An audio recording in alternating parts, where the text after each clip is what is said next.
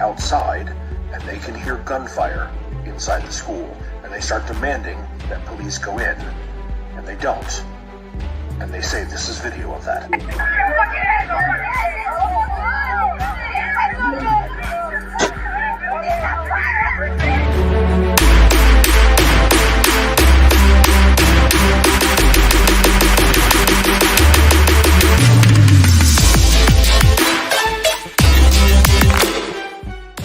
Is the chief executive officer of this corporation called the United States of America.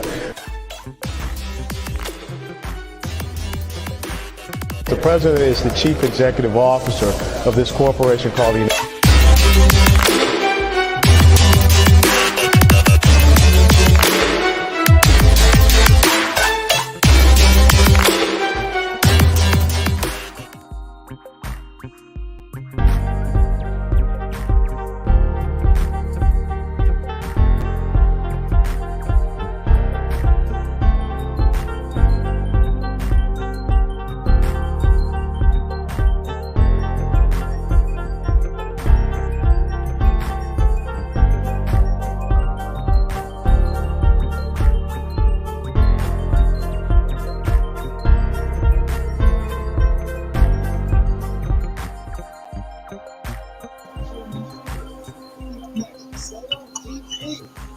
Good afternoon, brothers and sisters. This is Walt Smith Bay. Urban renewal is nothing more than Negro removal. And that's what we see happening in our communities all over America today. Today's topic is gentrification in Black. And just to start us off the right way, I want to just give us a grand opening and a grand rising to my fellow co-hosts, whom I'll bring in just a second. So this is from the desk of the Emissary, the Black News Network, the real voice of Black U.S.A, broadcasting live on Sunday at 3:30 p.m. We do not own the right to the music, but we do own the right to what we say. Please listen and learn. Coming to us from San Antonio, Texas, we have the one and only Mr. Chuck Slaughter, who's our co-host today, as well as Mr. Claude Foster, coming to us from by way of Houston. So I want to say welcome to you, brothers, and I want to say thank you so much for being in attendance today for this gentrifying conversation we are going to have. And as usual, there's some background noise going on. Huh?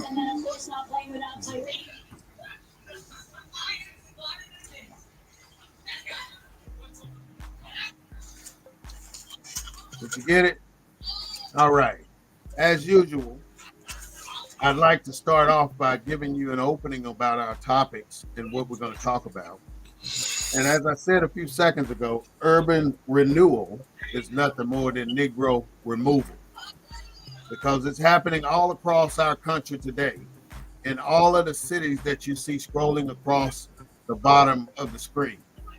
The biggest problem is in San Francisco, in the Oakland area.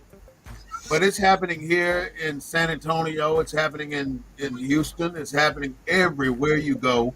You're seeing the Black people losing their land because white people want to reclaim the land. And that's been our biggest issue. You have real estate lobbyists in Washington, D.C., ensuring that the federal government cut funding to communities to give subsidization to taxes, so people cannot and no longer afford to live in the communities that is being gentrified. The one thing I wanted to make sure we all saw for my listeners, the process whereby the character of a poor urban area is changed by wealthier people moving in, improving housing, and attracting new businesses, typically displacing current inhabitants in the process. And in 99% of the cases, it is our people. So with that, I would like to give Mr. Chuck or Mr. Foster an opportunity to come in and start telling us your opinions of this gentrification process in our community. Either one can take the floor.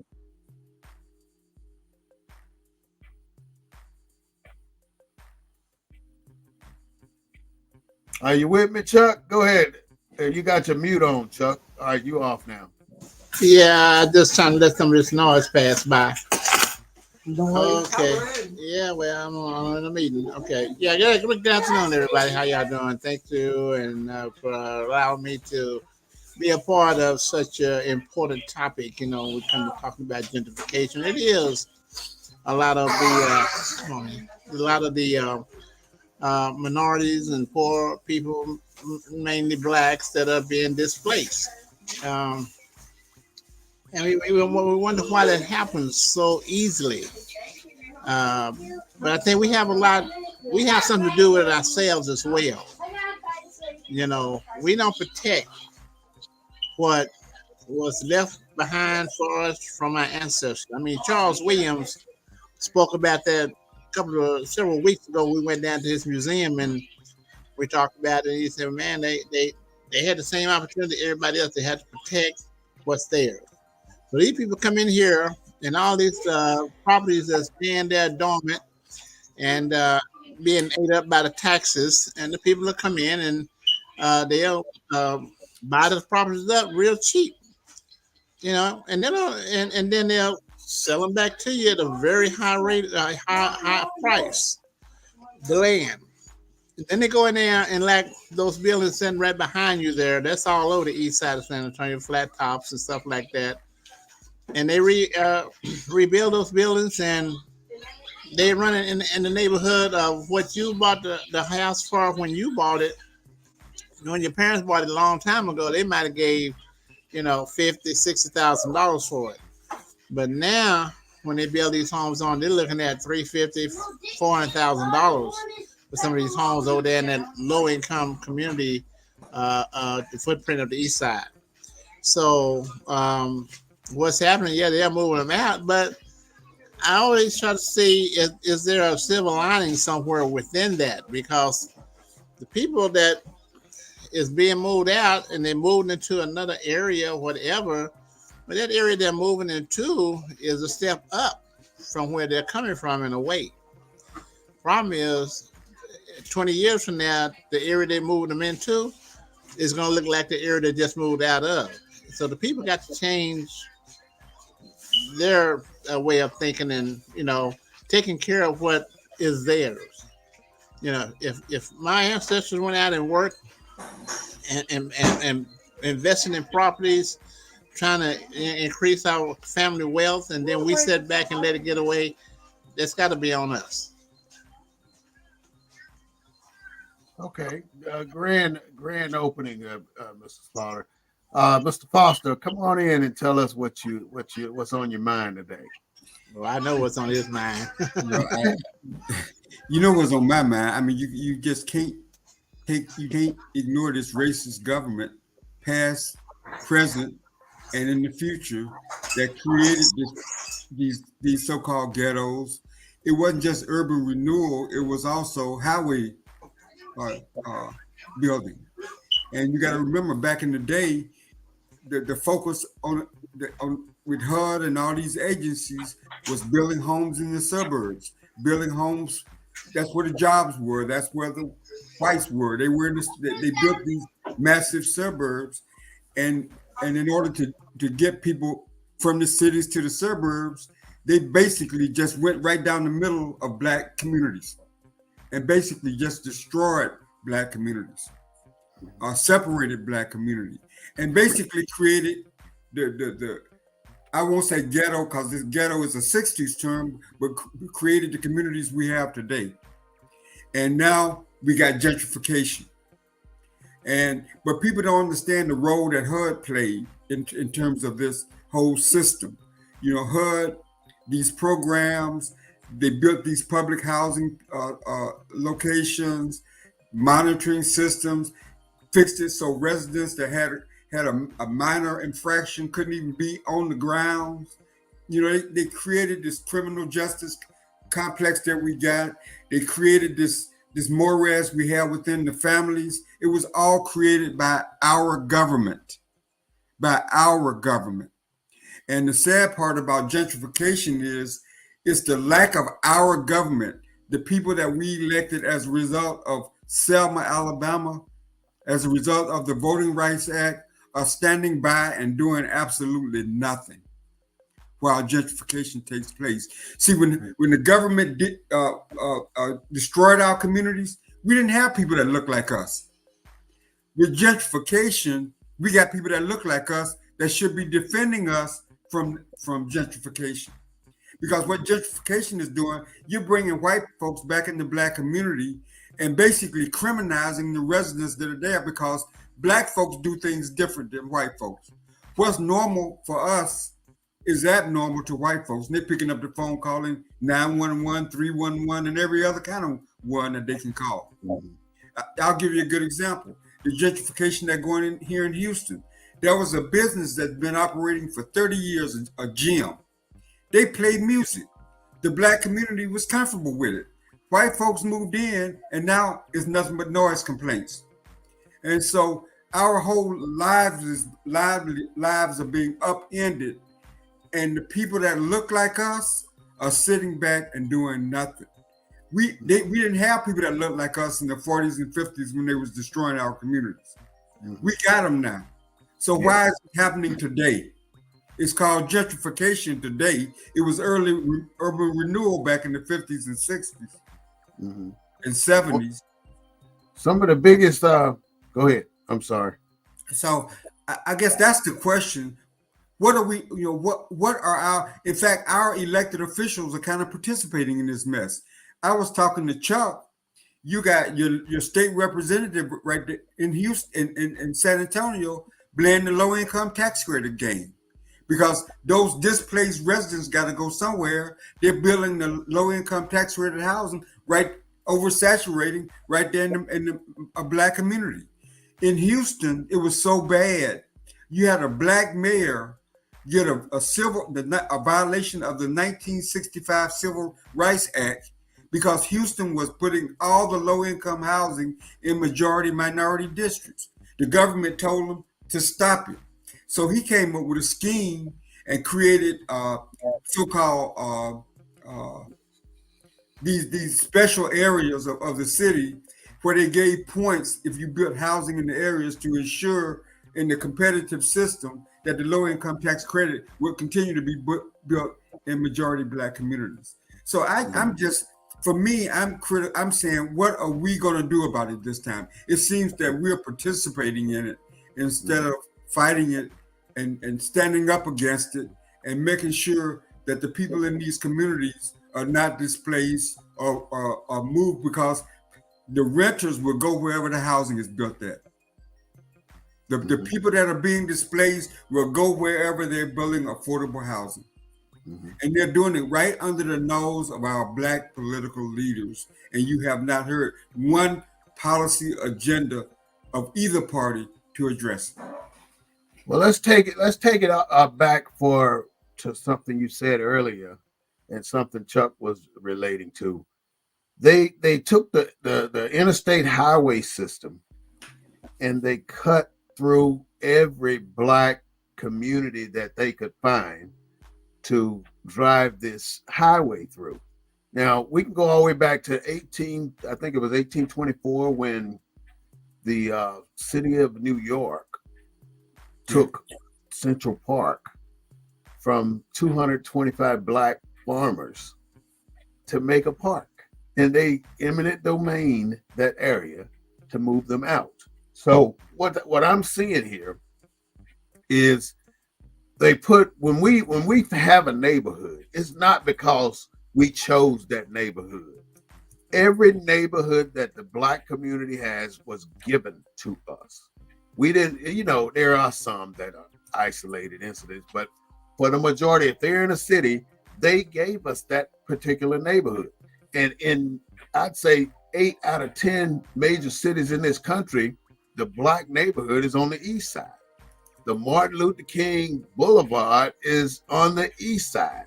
And what that does, it signifies poor people. Don't go over here if you're a medium to high income person. You don't want to go live around the Martin Luther King Boulevard, because that's where all the Negroes are. So that's where all the public housing was concentrated, in the Black areas, because you had little or no Black resistance. We didn't have no Black elected officials. You got no resistance. And that goes to a big systemic problem that we have, Claude. We refuse to get involved. And the more we resign ourselves from politicking, I mean, we have no say so. I mean, whoever controls the purse controls the law and controls the people. But if the politicians are doing to us now what was done to us then, before we had politicians that look like us, what recourse do we have? We don't have only recourse we got, in my opinion, is to get involved, because we are not participating. We're saying, the kids nowadays saying, I ain't got shit to do with these politics. I don't want to be fooling with them. They don't want to lobby. People don't want to go down and discuss things with city council. All of these things are what keeps us in the condition we're in. We know the truth. but we do not want to respond to the truth. We'll react to a situation, but we don't react or respond in a way to gain a different perspective from the people that are employing those conditions onto us. But how can we react though? I'll give you a good example. They're getting ready to redo 45 through Houston, okay, Interstate 45. They're gonna displace hundreds and hundreds and hundreds of black folks. Again. Now, the political leadership, you know, they supported the community to a point. They complained to the state, but the saying goes, you can't fight if you can't fight City Hall, you damn sure can't fight the State House. If you can't win, if you can't fight the State's House, you damn sure can't fight the White House. And so anybody trying to put up a fight? I don't see it. Do you see it? No, I don't see it because I think when black people think that they've gotten to a comfortable state in their lives, they don't give a damn what's happening. Well, it's harder to see today for the reason you just said. It's because back in the 50s and 60s, we were all affected. Mm-hmm. We're not all affected now. The people that Derek Bell talks about, the people at the bottom of the well are the ones affected. The ones that are screwing them are well, you know, that's who's doing the bidding. I mean, the people that are building the low-income housing, the people that are signing off on the housing to put them in different areas of a city. What I was trying to say here in Houston, complete communities. The mayor created this facade, so-called complete communities, where you got extra points if you built housing. If you was a low-income tax credit developer and you were putting housing in those areas. So instead of saying we're gonna just put them in minority areas, it's give the illusion that the system is fair and not rigged. Because before a council member could say, well, I don't want low income tax credit in my community. They can't say that now. He created this competitive process. You got the same thing in San Antonio. It may be a little bit differently, but those low income tax credit developments, all they're doing now is creating black poor areas like they did in the 50s and 60s. Because wherever you saturate, they call it workforce housing. They call it workforce housing, right? Let's take it back a little bit. I want to go back to how it really gets started. I mean, to me, they put black people in communities where they feel like they don't want that land right now. So they put you in these communities, and then when they put you in there, you develop it, and it goes 10, 20, 40, 50 years. Nobody bother you. And then all of a sudden, here comes the gentrification. So now they got to displace people. So for instance, Wheatley Courts down here in San Antonio, housing project ran by the city, and it was there for a long time. They just tear it down and build a new one. So everybody that was in there had to be displaced. They're being moved to the east side. That's where they're being moved to. Well, they moved them out of Wheatley Courts. Right. And then they moved them over to Walsham in that particular area, just up a little bit more from the east side. Still on the east side, though. Yeah, that's what I'm saying. All that's happening today is a repeat of what's happening in the past. Today, we just call it gentrification. Back in the day, it was called urban renewal and stuff like that. They deliberately put certain type of housing in black communities because there was nobody to fight it. They're deliberately doing it today, putting it in black communities again today. Those communities are going to be devalued. They're going to go down in wealth, and you're going to create the same thing in a different area. Going to come in, and then they're going to take that property at little or no value. Look at that lot right beside where I had my business. That lot was at least 2, maybe 3 acres. And the church right behind that lot owned it. They sold that lot for $50,000. Yeah. Now, the developer came in who bought that lot for $50,000, built one house, sold that one house for $385,000. So now he's recouped his money. Now he's built the second house over there for another $300,000. So But that's the gentrification part. I'm talking Yeah. about. I'm talking about the part where, like you say, low income tax credit housing is built in the Black community, but further down Walsham. I'm saying that the system is repeating itself, the same structure. It's just that today, Black people, the ones that are not at the bottom of the well, are participating in it. In the gentrification. Right. Whereas before they wasn't. Most of these cities are held by majority minority mayors. Right here in Houston, you're talking about $300,000 house. They're building like 4 houses on what used to be one lot for $300,000 each. They had to change Is Chuck asleep? Chuck, are you asleep? You going out on us, Chuck? I don't know. But Chuck, Chuck and I have talked about this. This is the sad part about this subject is, Brother Bay. The sad part about it is that we're participating in it. We are benefiting from it. The Black middle. But who's suffering from it then? What about all these people that get moved out of the places that they grew up in, that their parents grew up in, that their grandparents grew up in, and now all of a sudden here comes a developer with 50,000 saying, "Hey, let me get this off your hands. Here's a lot of cash I'm gonna give you, and you can do whatever you want with that cash." So that developer buys this beautiful 3-4 generation property for pennies on a dollar, comes in there and redevelops it and sells it just that quick and makes quadruple the amount of money he paid for it. Now the people that he displaced cannot afford to move back into this community at all. The same with Ely Court. The people that they moved out of there to put those new buildings over there, those are not the same people in those buildings, the new buildings, because they cannot afford the new buildings.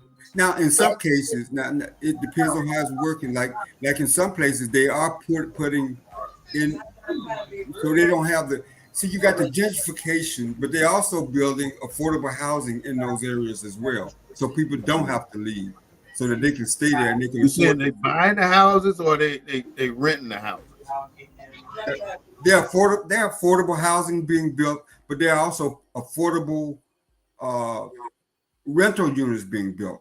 Because, I mean, so people can stay in their communities. Because our people are not buying those houses. Our people are renting, and that's what they want. They destroying the ownership of Black people in their properties for rental properties, and that's where they want to keep Black people in rental properties, paying the white folks the money so they can pay their mortgage for the house that the Black folks live in. Well, like I just said, white folks. Barbara Hawkins owns multi-developments. Yeah, she owns half of damn San Antonio over there. Low-income tax credit developments there, and where she put them contributes to the problem that we're talking about. Because she's not putting them on the north side, she put them on the east side. She putting them in Chuck's area of town. So, like I said, the people that look like us are participating today. But what makes them different? They're no different than anybody else that's out chasing that dollar. Just because they look like us, they don't make them different. They're supposed to be by us and for us, and because we put them there.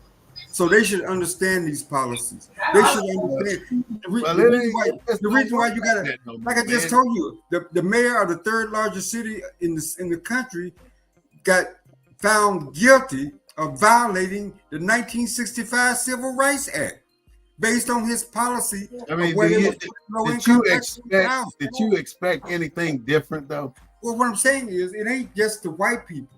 Black people. I'm not just blaming white folks. I'm blaming Black folks too. Like you said, Barbara Hawkins got all this property that she's developing over there, and she's doing it to get paid. Why? I mean, certain people like Ivy Taylor, when she was mayor, her and Rodney probably bought up 25 properties here in San Antonio while she was mayor. You know, they get in these positions and because they get the inside story, and then capitalism they is take care of themselves. And why? I mean, that's been the cycle of our people for the last 100 years. The white people give them a little edge way up to somebody, make a little money, a white and guy, then they start a acting white like guy from a white guy from your state, Mississippi, said this, and I could quote a lot of other what he said. people in the period. He said, "Putting colored men into office in positions of prominence will gradually lead them to demand social responsibility, social equality, and to intermingle by marriage with the whites." So what I'm saying is, there were things said about us and what we would do when we got power. But that's how it works. In Wilmington, North Carolina, when blacks first got the right to vote, 80% of the city was ran by black people. A mob of over 200 white men got together and made those people in public offices resign. And then they ran them out of Wilmington, North Carolina. And they did this because they had the power. You know, and what I'm saying is the same people that gave us this authority to vote are the same people that changed our authority to vote. In other words, they give us this land, they cordon it off, and then they redistrict it to benefit them when they see that we're taking that responsibility to make it ours. You got to understand, this is capitalism. Capitalism takes no prisoners. You know, money is green. It is green to black folks just like it was green to white folks. Yeah. We expect more from black folks. We expect green to be less green when it comes to black folks and black politicians and black capitalists. We expect them to understand our communities, understand this how we got to where we got to, and are not allow the system to do what the system did when we didn't have no power. And that's what we're not getting. In fact, it's on steroids now with black elected officials. And other black elected officials are not there to represent black. But in San Antonio, who do we have black representing us? Well, you have a black community that obviously, whether it's the NAACP, whatever voice you have in the black community, fraternities, sororities. Don't make me laugh, man. We got no black community here in this city. And well, Chuck, if you want to go against that, you need to say something, because right now I'm saying there is not a black community here in this city. I second that. And we lost that when Hispanics and all of them migrated to the east side. We left the west side. Well, blacks left the west side a long time ago, and they populated the east side over here with the majority population over here for many, many years, and nothing ever got done. Now that you see the Hispanics moving in, you know, things are beginning to happen. You see, that's that racist, economic, and discrimination type thing going on. So what I want to know, if the people that's living in the community can't afford to keep the house that was left to them and pay the taxes on it, who are the people that's moving into the community and buying these houses when there's no jobs in the community? Who are the people that's buying the homes? In some cities, this is what I know, Chuck. In some cities, the government subsidize the taxes. In other words, they require people that are in gentrifying neighborhoods that don't want to sell. They don't let their taxes raise like the normal taxes would do on new purchases. So if you're grandfathered into one of these properties, your taxes don't have to go up. But in reality, you know as well as I know, these taxes go up every damn year. And you can go down there and try to get them dropped down. They're going to drop them a few dollars, but they're still going to be more than what you were paying last year. Every single year, it's going up. And it's going up because we got no representation to keep it at a certain level for us, or to even create programs in our city government that would help us maintain our properties. We're losing 90 going east. I mean, we're losing, Chuck. Ain't nothing left for us here. And the only way we're gonna change that is to mobilize and unify and start to say something to these governments. And that's been the biggest problem all along. We are too quiet and too docile and too agreeable with what they hand us. And they always have a trick to it. They will always give us just enough to shut us up. And then we shut up. You know, if we would just not accept them giving us the little bit that they give us and shutting the hell up, we got to keep pushing and pushing and pushing. And then we will get what I'll just do. But if we keep giving up every time they give us an inch, they'll take them out. I mean, that's what's happening. And black communities, I mean, even the ones that are being gentrified have black residents. They accept gentrification because you don't get the quality amenities without the gentrification. You could have, Houston got some of the third ward is one of the wealthiest areas in the state. But before white folks came in, the HEB looked worse than the HEB you got on the east side there. And there was no quality amenities. But when they started with the gentrification, the city of Houston spent $13 million to buy land for a $1 billion company to build a modern upscale HEB because white people was complaining they didn't have no adequate place to shop. Does it benefit the black bourgeois that continues to live there? Yes, it does. But until you get them white faces, you're not going to get no decent places to eat, to shop. Till you get white faces, you're not going to get decent places. Right. I like the way you said that. You're not. Show me a place where you got it. Yeah, it ain't. And our power elected officials, the state of Texas got all kind of economic incentives to force to entice businesses. The federal government, Bill Clinton's new market tax credits, Trump's opportunity zones were all designed to attract businesses in the black community. But what kind of businesses do they attract? The kind that we don't want, the kind that we already got enough of, service stations and liquor stores and that kind so of my question is, where do our children go once they have been displaced by this gentrification? You know, they've been there in this community 3 and 4 generations.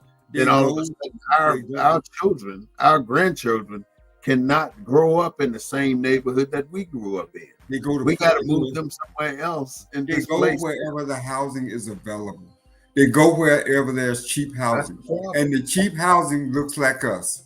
The affordable housing are neighborhoods that look like us. That's where they go. You got people right here in San Antonio been on housing for 30 years.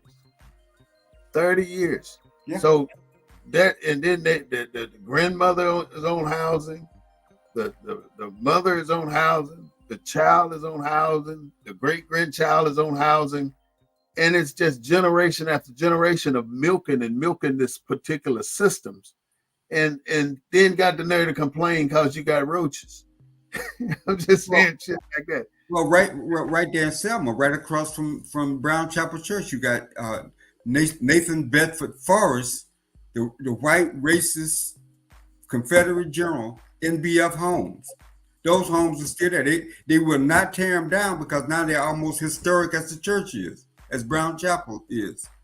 But those homes are named after a racist. But when I was growing up in Selma, that was some of the best housing in the city because the housing in the black community was neglected, it was old, it was run down for the most part.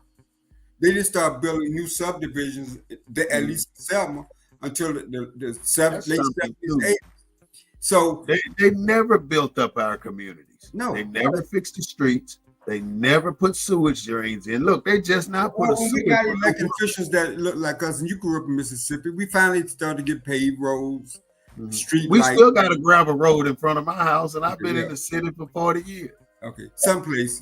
But, and it was based on the effectiveness of your. And you pay taxes every year. Yeah. but you don't get the amenities. But Let a hole get in the white you folks didn't get side of that. town. They'll You fix didn't- that damn hole before the sun go down. You Over didn't get here Yep. in the black neighborhood, you got potholes that's been there for 20 years. So short of a political, I don't know what. Short of that's why I keep bringing almost every topic we talk about. I bring up politics because it's not working the way we envisioned it to work. It's not meeting the promises that were made to us when we elect people that look like us. They're in the game now. Their game is just like the white man. Politicians. Yeah, it's not for the people. Politics are for politicians, not for the people. And because if it was, some of these policy solutions, somebody black in office will be coming up with some policy solutions to address our unique problem. But you ain't got no blacks in office. Well, in places like Houston, you probably do. No, we don't. It's worse. It's on steroids here. Even look at what happened down in New Orleans. You had everybody was talking about nigga Nagin. You know, when he was the mayor, he was selling contracts and doing all kind of stuff like that. But why is it that when a black person do something, they seem to get more attention than when everybody else is doing it? I mean, black people come in and do the exact same thing their predecessor did, but the black person is the one who's targeted. William Jefferson is going to get ostracized for having $95,000 in his refrigerator. You know, it was elevated because he was black. How many politicians probably got $95,000 in their freezer, in their refrigerator?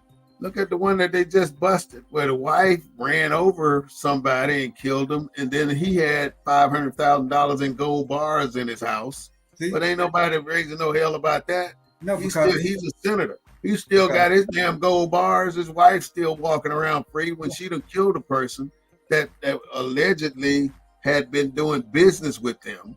I guess my argument, Brother Bay, is this. If this shit happened to us before we had people look like us, why is it happening to us when we got people that look like us? That's why we elected people that look like us. And so when Chuck said, and so the middle class of us see this. So can you imagine? I mean, we talk about why people aren't voting. We talk about all these kind of problems. People are not stupid. People, like Derek Bell said, people at the bottom of the well are not stupid. In fact, I think they're smarter than we are. Because they know it's a bunch of bullshit. And we're not holding elected officials accountable because of that relationship with skin color and that relationship with the past. And they're playing us today, and they will continue to play us until we stand up and vote like we got some sense. And vote for the best candidate. It's in the power of the vote. Now I don't think, just like I was telling you about Wilmington a few minutes ago, where they moved all those black people out of office, that cannot happen today. I mean, if we can get black people to vote in numbers that they did back in those days, then we would have a force to be reckoned with. And but we can't get the numbers right. If we could just get our numbers up, that's these issues are complicated. Like the state runs the low-income tax credit housing. All the money from HUD goes through the state. Developers apply for that money. Black churches own the land in these communities. Politicians own the nonprofits in these communities. They get with these white developers, because I don't know any black developer in the LIHTC business. Because I've gone to Austin and we fought some of these tax credit developments, and everybody in the room, except for the surrogates, were white. I haven't seen no black builder yet. So it ain't black builders building these developments. No, they brought one out of Ohio to build Wiggly Courts. I'm talking a black contractor. Yeah. So black folks own the land, the churches own the properties, and they're selling their properties, because before the white folks can come in and build these LIHTCs in our communities, they gotta have a place to build them. They gotta have land, and then they gotta hire somebody that looks like you and me to go in that community and tell you what a great idea it is. because see, it's part of the system. They did it here. You can't have And she's a millionaire now. You can't have gentrification without having somewhere to put the Somebody black on people. the inside. No, you can't have gentrification because you got to have some place to put the black people. So that's why you have a proliferation of these low-income tax credit developments. They claim it's workforce housing. They claim it's so great. They claim that teachers gonna live there, firemen gonna live there, police officers. You know that's bullshit. Ain't no fireman, ain't no police officer, and ain't no teacher gonna live in an area where ain't got no quality amenities. You ain't got no grocery store, ain't got no doctor's office, ain't got no restaurant, facilities for the kids to go, ain't got nothing but housing next to a dump. And a dilapidated HEB, like I said. And a dilapidated HEB. So ain't no they market it that way to sell, to convince you that it's a great idea. Mm-hmm. And black people, since we don't know this stuff, oh yeah, they even arguing with them. Oh yeah, it's gonna be for police officers. You're gonna have police officers in our neighborhood. And Chuck, let me ask y'all this: what are 2 or 3 things that can start us in the right direction? I mean, within the next 20 years, that we can get some things changed. Well, I give it a shot. So I can put up a background noise I got. It's gonna all boil down to economics. Okay. Now, one of the things I was thinking about here, we should, before we lose the property, we should find somebody to buy it, sell it ourselves first. There are people out there to buy the property, take it off your hand, and then again, I was saying it's in a lot of the what do you call them, the your home ownerships, your damn, I can't think of the name, but they have neighborhood associations. The who neighbor? No, not neighborhood association. It'll come to me in a minute. But anyway, the title of your home. They got a stipulation. Most white folks, and I learned that from George H. Bush when he had his farm down here in somewhere in Texas. They got a stipulation in there that property cannot be sold to anybody except a white person. That's in that deed. That's what I'm talking about. Those kind of covenants are illegal. You can't have those in deeds now. They may have been in there in the past, but that's illegal. But I just heard about when George W. Bush was the president. Yeah, you can't do that no more. Some things you don't even have to write. They're gonna keep it like that anyway. Right. They know it's been that way so long. They know to do it that way. We need to start practicing. They need to teach our people, hey, if you're in trouble with property, about to lose it, we need to have somebody ready to go in there and buy that property, and do something with it. So they don't just lay there dormant. Somebody gonna come and get it, they're gonna pay a price for it. And when you do that, I think you protect your property in the long run. That's a big issue because nobody in our community will stand up and do something like that unless they're a politician. And the main person that we worry about right now is Barbara Hawkins. If something like that came up where you give it to the black people first, guess who's gonna get it first? The politicians gonna get it first, and everybody be left out. But I think we're more. We don't want to be bothered with no more of this shit in our country, even though we know we're screwed. We are not screwed because we done made ours. We want to sit back and act like ain't shit happening because we have made our money. But now you got all these kids coming up behind us, and it's only going to get worse for our children, for their children. It's not going to. We've had it. We're going to get it. Our young people today us get no better as a culture. Not in the condition we're in from this day forward. Unless we make some drastic changes. And these changes, I saw something on social media where it said that the top 10 richest cities with the richest black population. Houston is number 8, San Antonio number 7, Austin number 3. So there are black people in San Antonio with money. Yeah, they are.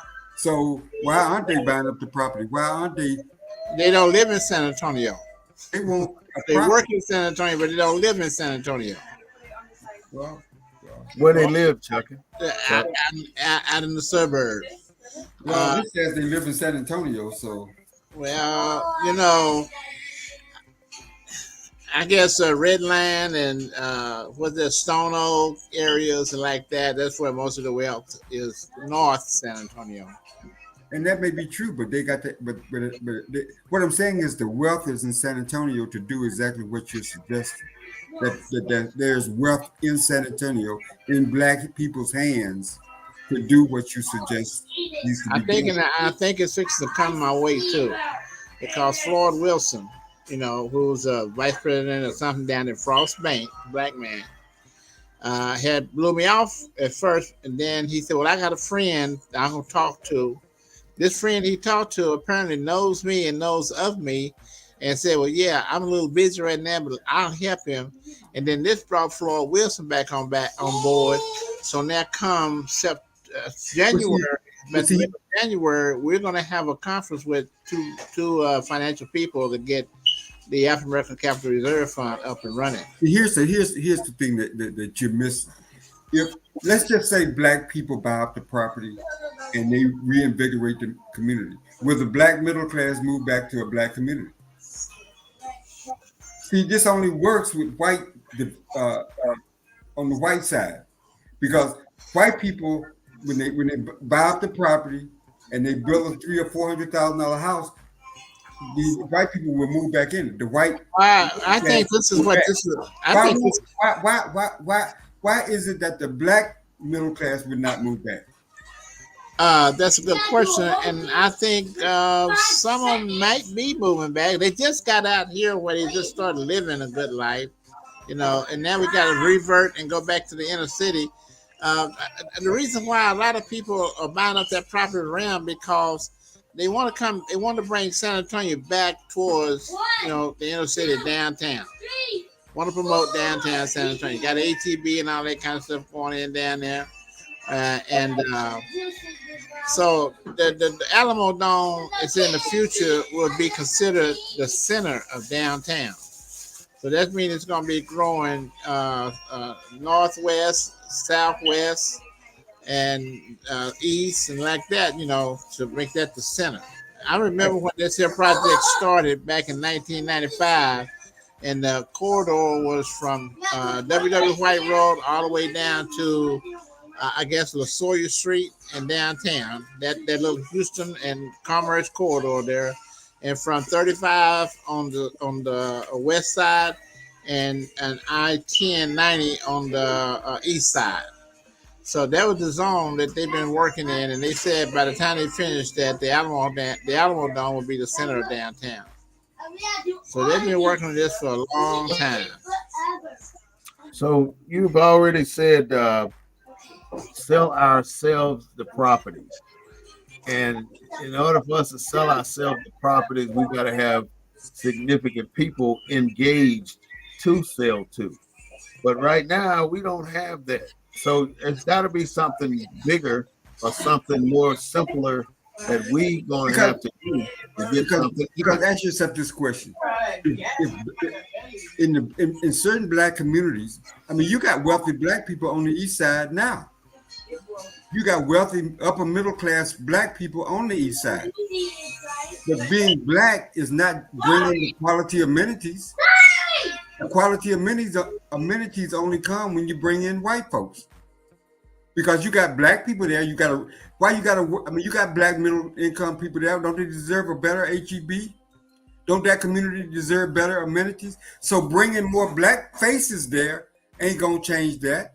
Because you already got black middle. The only thing that's gonna change that dynamic is white faces. The world knows it. Developers know it. Black folks, So Clark, when the black people have the community, and then the white people come in and start to displace the black people from the communities, you're saying that's the only time that the amenities gonna get better. Right. They don't displace the wealthy blacks on the east side. They displace people that have been renting, people that don't own their properties. That's who gets displaced. But when the white faces move in, the better places move in. Because the better places didn't move in with the black faces. Yeah, you know, I gotta believe you on that one. It's the But I reality. think You can come right here in Houston. I mean, everybody wants to use Houston as an example because Houston got so many black people.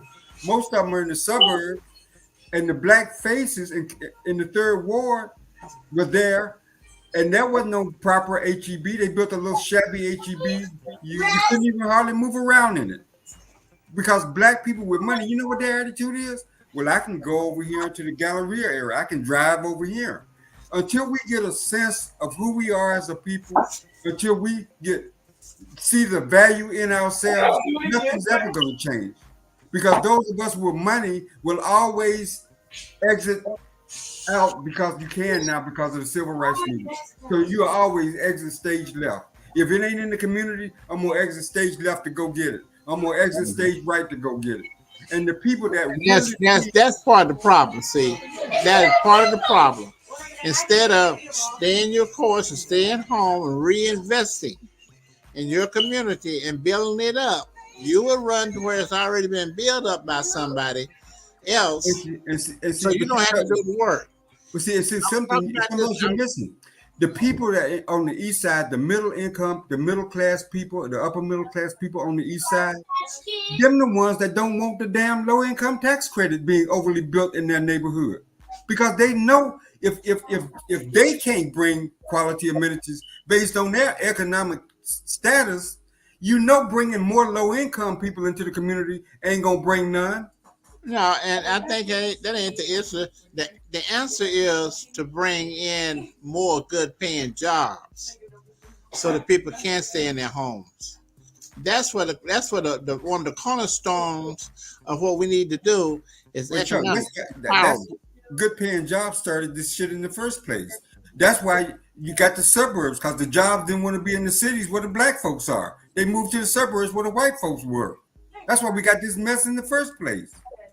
Hollering for good paying jobs. Do the white folks have an inner city, poor inner city? I don't know. I mean, do they? Is there one in San Antonio? Black folks don't have a poor inner city. And if they did, they wouldn't. All inner cities are mostly they black wouldn't call people. it inner city because that's associated with black folks. It'll be called a trailer park. They got trailer parks, but they don't call it inner city. Yeah, that's associated with. So let's look at Harlem, New York. Right, at one time it was nothing but it was black from A to Z. Black. You've been to Harlem. Now Bill Clinton goes through there, and now more white people live in Harlem than black people. And they got better stores. Same thing in Chicago. And what did he do? That's called Bill Clinton went there and brought jobs and invested in it and brought jobs to them. Bill Clinton ain't brought no jobs. He didn't bring no jobs? Bill Clinton brought gentrification. Them white folks already had jobs. They didn't come there looking. People don't come back to the inner city looking for no job. They already got jobs. They come there looking for property. For convenience. Property. You're right. They didn't build no new. Harlem didn't get no new factories. They invested in those inner city communities, and they're staying out in the suburbs where they've been staying out all Black along. folks if we had kept our black asses in the South and not gone north, we wouldn't be having this problem today.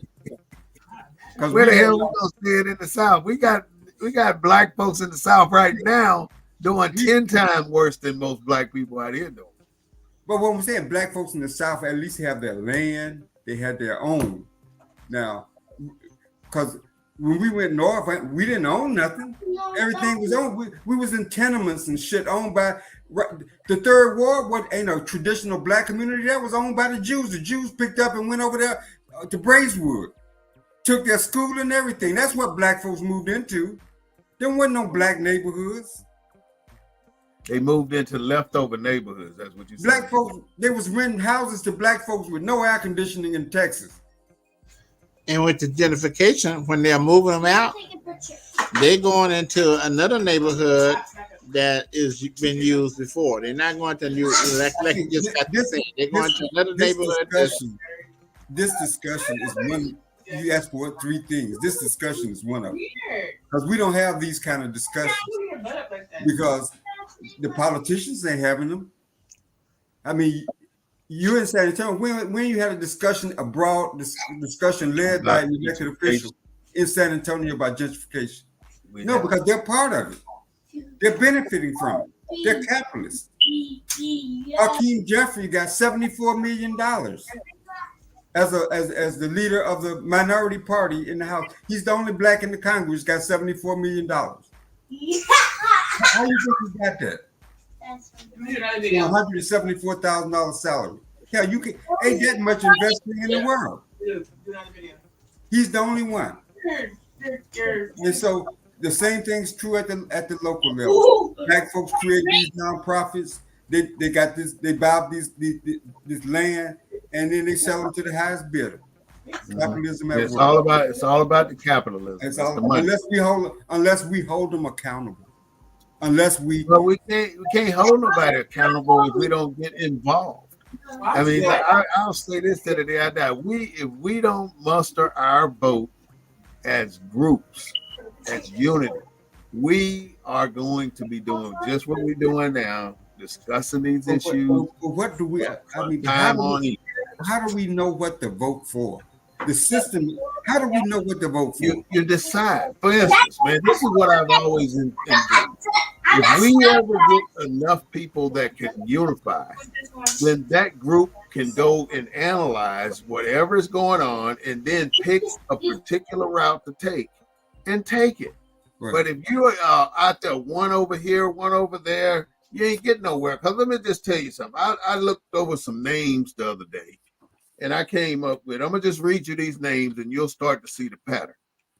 Sammy Davis Jr., Richard Pryor, D'Angelo, Angie Stone, Ronald Isley, Al Green, Rick James, Bobby Brown, Whitney Houston, Mike Tyson, Janet Jackson, Tiger Woods, Bill Cosby, R. Kelly, Tavis Smiley, Yudaka Iming, Jonathan Majors, T.J. Holmes, Jesse Selleck, Creflo Dollar, Kanye West. I mean, it just goes on and on and on and on.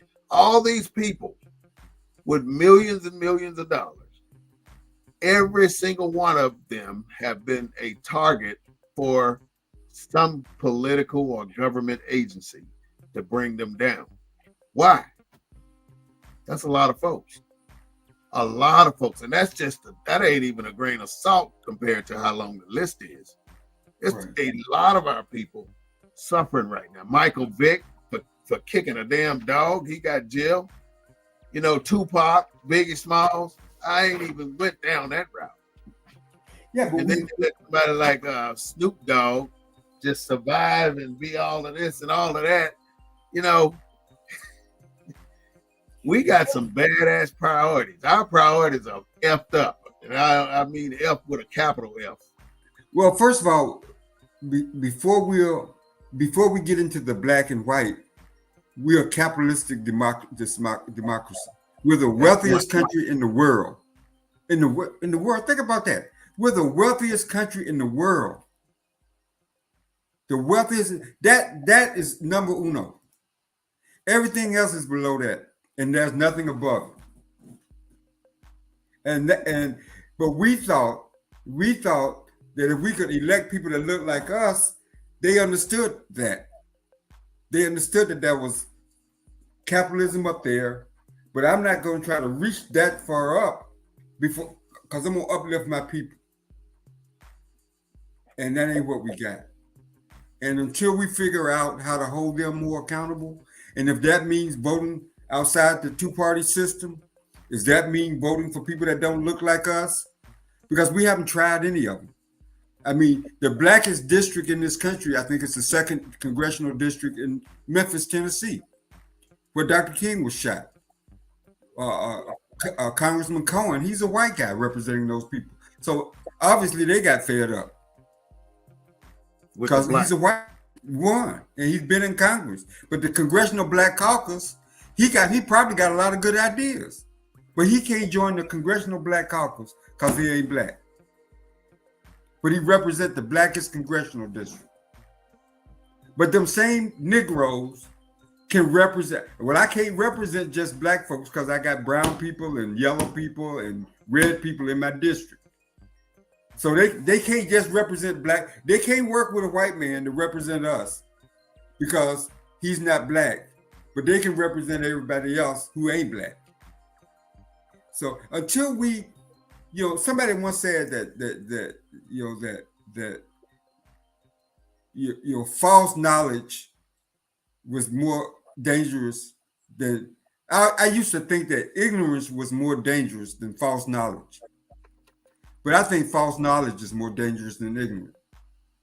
Because people that are ignorant, they just don't know. They have no basis of not knowing. But people that are knowledgeable, that are bright, that are smart, they're going around telling you that this is good for you when they know damn well them dangerous people. And that's what we got. Those are the kind of leaders we got. They're spewing this false knowledge, knowing damn well it ain't true. They know damn well the history of this country. They know damn well that black skin matters and that you got to find a strategy, a political strategy, a social strategy that takes that significant aspect of our Americanism into play. But no, they'll tell you, I can't do that because I can't just be for black people. Hell, that's Obama said the same thing. But turn around and did things for certain other groups, for Asian, for white women. Hell, the lead battle. LGBTQ. It'll be a good example. Black folks can't even do what's right for their people on some of these issues in terms of operations and changing your gender on young people because they're scared of the LGBTQ community. The whole thing goes against what they learn the teaching in the black church, and yet they spread false knowledge that it's about equality and it's about all this kind of other bullshit. That's who we got. We got people that are smart. They have graduated from some of the best colleges, spewing false knowledge, and that's more dangerous to us than pure ignorance. And until we find a way to address it. With that, let's go into our closing statements. So we're going to go to Chuck and then come back to you, Claude, and then I'll close. Hold down.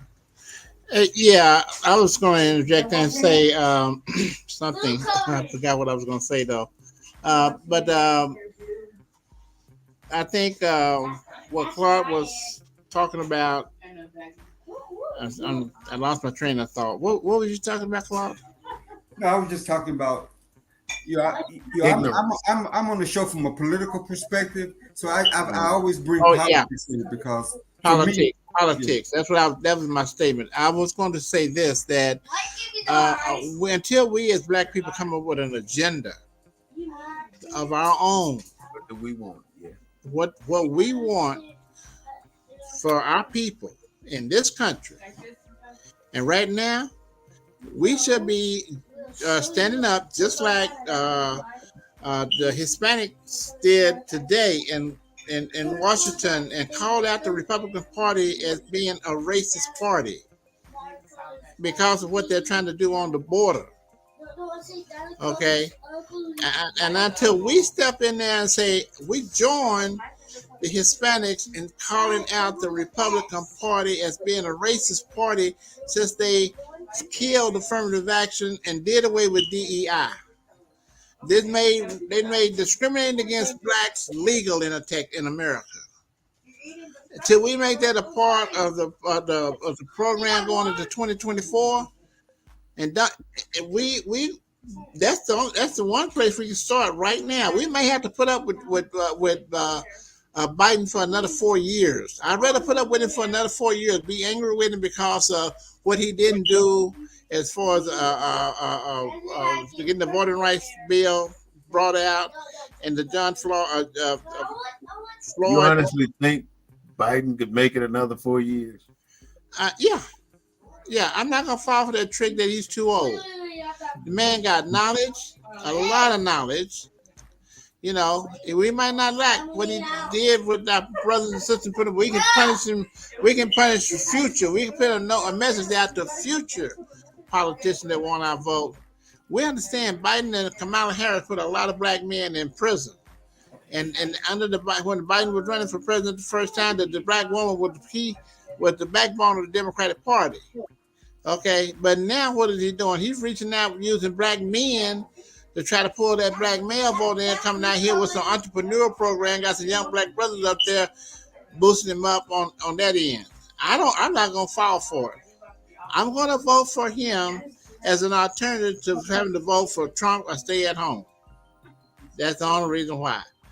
But after this, if we organize and get our agenda going, the next Democrat that's going to be up in there better understand he don't have these votes that they can take for granted. And the Republicans have to understand too, they got to work for our votes. We got to tell the black people storming there and selling us out, stop selling us out. That's all we ask you to do. Work with us, not against us. Be for us. You know? So until we get, do that, I don't think nothing's going to change because money is power. And the only way we're going to have power as a culture is to come together and do, as my hero Malcolm X once told us to do, create an industry of our own, to take care of our people, put them to work. Why don't we support the black farmers to grow our food and the ranchers to grow our food? Why don't we build manufacturers to put? Because we're trying to do it individually. That's why we have all these issues. That's why we got to come together. We got a lot of social organizations here in this country, black social organizations that ain't doing the damn thing. We got the money. The list is what? The NAACP.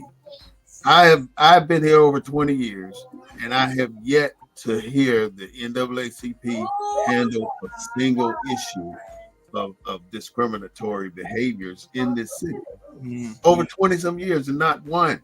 The only thing I know the NAACP for is one. They let you know what their dues are due. And for two, they hold their annual banquet. That's it. And if they did the latter, if they did what you suggested they did, they wouldn't have no money for that banquet. That's why they become commercialized. I'm just being real. They did suffer some big time lawsuits. If they fought the mouth that fed them, they wouldn't be fed, and you wouldn't be fed at the banquet. So that's a real until we support our institutions, because they got to get money from somewhere. But they don't. I mean, why do we keep pouring our money? Let me just tell you what I've been thinking about the last couple of years.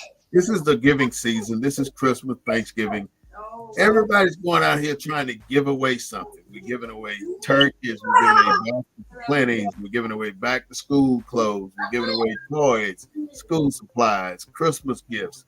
But we're the poor people out here giving away shit. And the rich people are out there driving around from site to site claiming that shit. You see people pulling up at a distribution, driving Escalades and Cadillacs and Mercedes, and won't even get out the car. They don't want to get their shoes dirty. We're out here acting like we're doing all this charity work. It's a big scam. It's a big scam. And then you got people. We don't realize that we've been in business for hundreds of years in these organizations, and we yet can show more than $20,000, $30,000 in the bank. Ain't no damn way an organization need to be 100 years old with that $20,000, $30,000 in the bank. And people got this misconception, black people do, that a nonprofit got to be broke at the end of the year. That's a goddamn lie. I'm just sorry to say it. And that's what our problem is. Nonprofit got all this money. A nonprofit, think about it. They can't have a profit. They set up that way. Don't have to be a profit. They can't have a profit at the end of the year. And that's what we got a proliferation of in our community. We got business. That's the problem. Why do you got to call it a profit?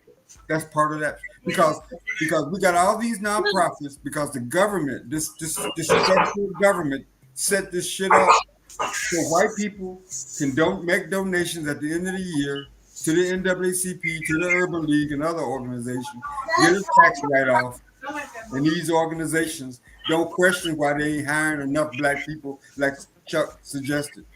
Ain't doing no real audits of these corporations, not holding them accountable.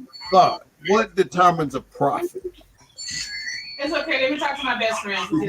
Yeah, if you had a business, what determines a profit? How much money is your business making? That's a profit. Well, the After question you is, pay salaries, after if you you pay end the year, gas, if you end the and year all with that, your net How you in doing? the green, a you nonprofit technically cannot got a profit. So if a nonprofit did every year went to zero balance because you could not have a profit, and 1 penny over your net would be a profit, then you are in violation of some code.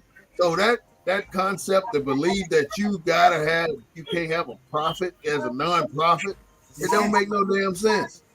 I mean, you can't go out and solicit work and get paid from contracts as a profit, but you can take as many donations as you want. The Red Cross is a nonprofit. They got CEOs making trillions of dollars up there, millions of dollars. So when they got big money and they collect money all year long, and I know they don't do that all year. So how come we are so bent around the horn about being broke as a nonprofit?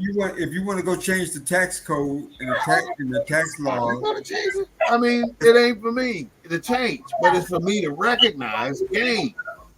Why are we allowing them to keep playing this game on us? We're the most giving, kindest, believing people on this damn planet. We believe all this bullshit about Christmas, all this bullshit about Thanksgiving, all this bullshit about Valentine's Day, all this bullshit about Easter, all this bullshit about the 4th of July, all this bullshit. We believe it. it's traditions, brother. It's traditions, not bullshit. It ain't ours. I didn't say it was ours. I say it's traditions. And I bet you if you go out there on that base, out there on any of them military bases and talk to black people, they say, I love these traditions. Why you celebrate Christmas? It's tradition. I love it. And you ain't gonna make them change it. You ain't gonna get them to stop celebrating it or nothing. So it's just part of. But I'll just say something briefly about the program. I was at a little family gathering, and I pulled up one of the shows, and it was about 15 or 20 people there, and we used the discussion from the show at that gathering. And all those people got knowledge and got new information that they never had. I sent my niece out in Virginia the link to the show so she can go look at it.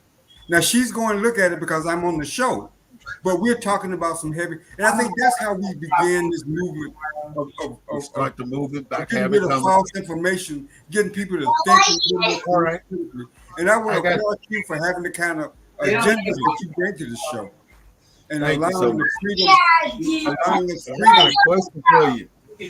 What is Black Friday?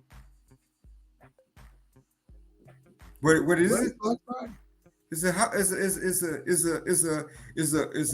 corporate. It's a capitalistic day. It's a capitalist. It is. Yeah, I know how we perceive it to be today, but the origins of Black Friday is the day after the Thanksgiving Day, the Thanksgiving massacre, where slaves are taken to auction and bargained sold. So that's technically what Black Friday is. Yeah. But we celebrate Black Friday like we crazy. We go in there and tear up shit for there was a person went into Target during the Black Friday sale, and they were pulling out some of the Black Friday sale stickers, and right behind the Black Friday sale sticker was the exact same damn price on the original sticker. So they lying all the damn way to the bank. Yeah, we going out there like we getting a damn deal, and we not. Well, like I say, this show can help debunk some of the false knowledge that we've been taught all our lives. That's the purpose of it too. False knowledge is more dangerous than ignorance.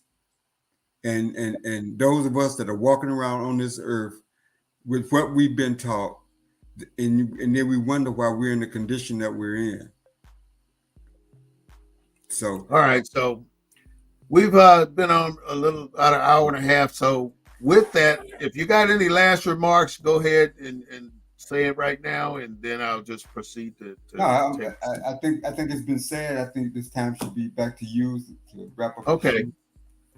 All right, so this has been our Sunday broadcast for the Black News Network. We've been talking about gentrifying Black America and what problems do we have with creates this type of situation for us to survive through. I mean, one thing that I've gotten out of this conversation today is that we've only touched a grain of salt on the beach in our plethora of problems that we got to resolve as Black people. And the only way we're going to do that is like what Claude and Chuck has been saying. We got to communicate it, even if we don't come up with the solution at that moment. We talk about it. We put the thought out there. People can go back and reference this video and see what the thought processes are, and then they can come up with some collaboration and some solutions to make some of this stuff work. But the biggest problem that we need to resolve is unification. If 5 brothers, 10 brothers, 3 brothers get together and walk in the same direction politically, economically, and intellectually, then we can get somewhere in the next few years. But the way we're operating now, we got the crab in the bucket mentality. We don't want to see this person succeed because they may be making more than that one's making. It don't damn matter. If we all in the same damn boat, we going down. That's the problem.